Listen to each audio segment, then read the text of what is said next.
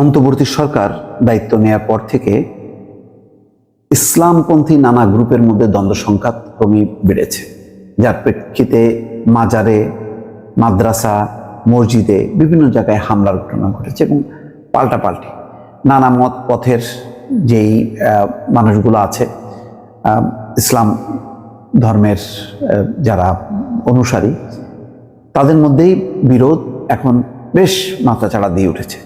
তারই একটি ঘটনায় দেখা যাচ্ছে যে ইসলামী বক্তা গিয়াসউদ্দিন তাহেরি, তার উপর হামলা হয়েছে, তার গাড়ি ভাঙচুর হয়েছে, অল্পের জন্য তিনি বেঁচে গেছেন। সেই ঘটনা নিয়ে রিপোর্ট। ব্রাহ্মণবাড়িয়ায় ইসলামী বক্তা তাহেরির গাড়িতে হামলা, আখাউড়ায় অবাঞ্ছিত ঘোষণা। এক পক্ষ আরেক পক্ষকে অবাঞ্ছিত ঘোষণা করছে। দুই পক্ষই বা আরও নানা পক্ষ, সব পক্ষই হচ্ছে ইসলামপন্থী, ইসলাম ধর্মের অনুসারী, কিন্তু তাদের মধ্যে মতপার্থক্য এত চূড়ান্ত, এক পক্ষ আর এক পক্ষকে উচ্ছেদ করতে, ধ্বংস করতে তারা বদ্ধপরিকর। ব্রাহ্মণবাড়িয়ায় ইসলামী বক্তা গিয়াসউদ্দিন তাহেরির গাড়িতে হামলা ও ভাঙচুরের ঘটনা ঘটেছে সোমবার বেলা 2:30টার দিকে জেলা শহরের টিএ রোড এলাকায় এই ঘটনা ঘটে। গিয়াসউদ্দিন তাহেরি জানান, ভারতে মহানবী হজরত মোহাম্মদকে নিয়ে কটূক্তির প্রতিবাদে সারা দেশে বিক্ষোভ হচ্ছে। আহলে সুন্নত ওয়াল জামাতের উদ্যোগে আজ বিকেল 5টায় ব্রাহ্মণবাড়িয়া প্রেস ক্লাবের সামনে বিক্ষোভ ও মানববন্ধনের কর্মসূচি আয়োজন করা হয়। পুলিশের পক্ষ থেকে অনুষ্ঠান নিয়ে নিরাপত্তার শঙ্কা রয়েছে বলে জানানো হয়। রাতেই আমরা কর্মসূচি স্থগিত করি। তিনি বলেন, আইনের প্রতি শ্রদ্ধাশীল হয় নেতৃবৃন্দকে নিয়ে বিষয়টি নতুন জেলা প্রশাসককে জানাতে গিয়েছিলাম। বেলা 2:30টার দিকে ফকিরাপুল অর্থাৎ ঘোড়াপট্টি সেতু থেকে কাউতলি যাওয়ার পথে টিএ রোডের জমিয়া ইসলামিয়া ইউনুসিয়া মাদ্রাসা বরাবর পৌঁছলে মাদ্রাসার ছাত্ররা গাড়িতে হামলা ও ভাঙচুর করে। তারা আমাকে গাড়ি থেকে বের করার চেষ্টা করেছিল।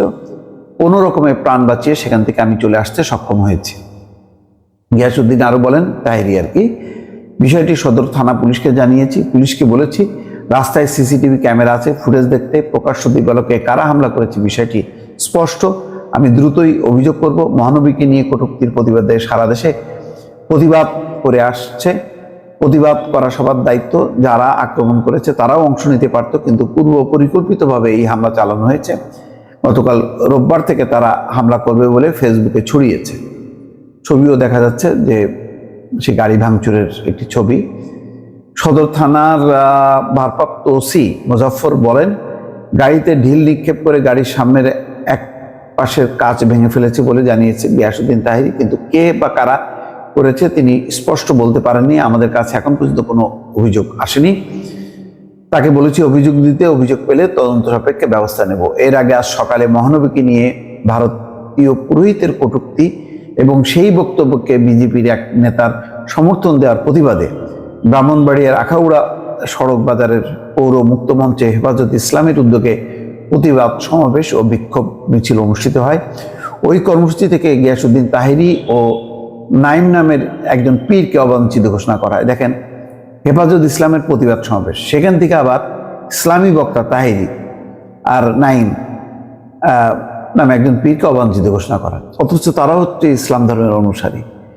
এই কর্মসূচি উপলক্ষে সকালে আখাউড়ার বিভিন্ন এলাকায় বিক্ষোভ মিছিল এসে সড়ক বাজারে পৌর মুক্তমঞ্চে জড়ো হয়। সেখানে হওয়া প্রতিবাদ সমাবেশ থেকে কটূক্তিকারীদের দৃষ্টান্তমূলক শাস্তি দাবি করা হয়। বিষয়টা কি দাঁড়াচ্ছে? মহানবীকে অবমাননাকর বক্তব্য ভারতে, তার প্রতিবাদে হেফাজতও করছে, ওই তাহেরিও করছে। তো তাদের মধ্যে তো সেটা ঐক্যবদ্ধ একটা থাকা দরকার ছিল যে দুই পক্ষই যার যার মতন করে করে, তাহলে সংঘাত কেন? ওই যে বলেছি যে ইসলাম ধর্মের পন্থী এই বিভিন্ন ধরনের এক পক্ষ আরেক পক্ষকে ওই নানা রকম আখ্যা দিয়ে, ইসলাম বিরোধী আখ্যা দিয়ে অবাঞ্ছিত ঘোষণা করা, বিক্ষোভ করা, হট্টগোল, একাধিক মাজারের হামলার ঘটনা ইতিমধ্যে ঘটেছে, যেখানে সরকারও প্রচণ্ড রকমভাবে বিব্রত। এই সমস্ত কর্মকাণ্ড এগুলো যদি খুব দ্রুত সমাধান না করা যায়, এটা দিনকে দিন বাড়তে থাকবে এবং এদের অধ্যত্ত চরম আকারে ধারণ করবে বলে অনেকে আশঙ্কা করছে। দর্শক, ভালো থাকবেন। আল্লাহ।